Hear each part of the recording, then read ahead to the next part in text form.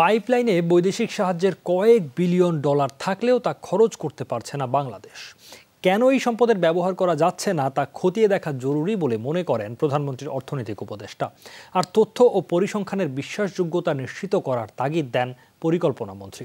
টেকসই উন্নয়ন লক্ষ্য অর্জনে প্রতিবেদন প্রকাশ অনুষ্ঠানে এসব কথা উঠে আসে। যদিও আয় বৈষম্য কমানো এবং শিক্ষা ও স্বাস্থ্য খাতে বরাদ্দ বাড়ানো বড় চ্যালেঞ্জ বলে জানান অর্থনীতিবিদরা।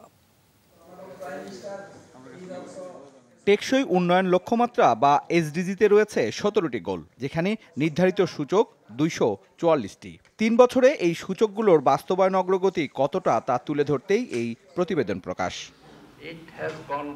দারিদ্র্য বিমোচন, শিল্পায়ন সহ বেশ কয়েকটি খাতে বাংলাদেশের অগ্রগতি বেশ ভালো বলে জানায় পরিকল্পনা কমিশন। বিদেশি বিনিয়োগ বেশ বেড়েছে গেল 3 বছরে। শিল্পায়ন সহ কর্মসংস্থান সূচকেও অগ্রগতি আছে। তবে শিক্ষার মান নিয়ে রয়েছে বড় ধরনের প্রশ্ন। স্বাস্থ্যসহ সামাজিক খাতেও বিনিয়োগ কমেছে। আয় বৈষম্যের হ্রাস টেনে ধরাও বড় চ্যালেঞ্জ বলে জানান বক্তারা। বাংলাদেশে আয় বৈষম্য কমেনি, বরং বেড়েছে। তাই অর্থনৈতিক বৈষম্য কমানো বাংলাদেশের জন্য বড় চ্যালেঞ্জ। এশিয়ার স্বাস্থ্য ও শিক্ষা খাতে মাথাপিছু সরকারি গড় ব্যয়ে বাংলাদেশ সবার পেছনে, যা মোটেও গ্রহণযোগ্য নয়। শিক্ষার মান নিয়ে আমরা কিন্তু কোনো ধরনের আলাপ আলোচনা দেখিনি এবং শিক্ষার মান নিয়ে কিছু করা সম্ভব হয়নি। বিশেষ করে নারী ও শিশুর প্রতি সহিংসতা যে পর্যায়ে বাংলাদেশে চলে গেছে, সেখানে সব শিশুকে আমি নিরাপদে শ্রেণীকক্ষে রাখতে পারবো কিনা, সব শিক্ষার্থীকে।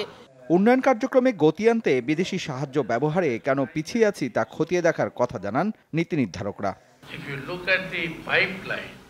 পাইপলাইনে থাকা বিদেশি সাহায্য খরচ করতে পারলে আমাদের আরও অগ্রগতি হতো, কিন্তু কেন পারছি না ব্যবহার করতে তা খতিয়ে দেখা দরকার।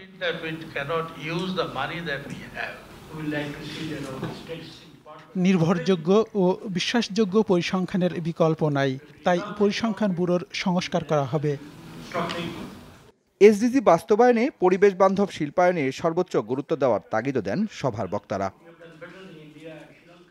সুশান্ত সিনহা, যমুনা নিউজ, ঢাকা।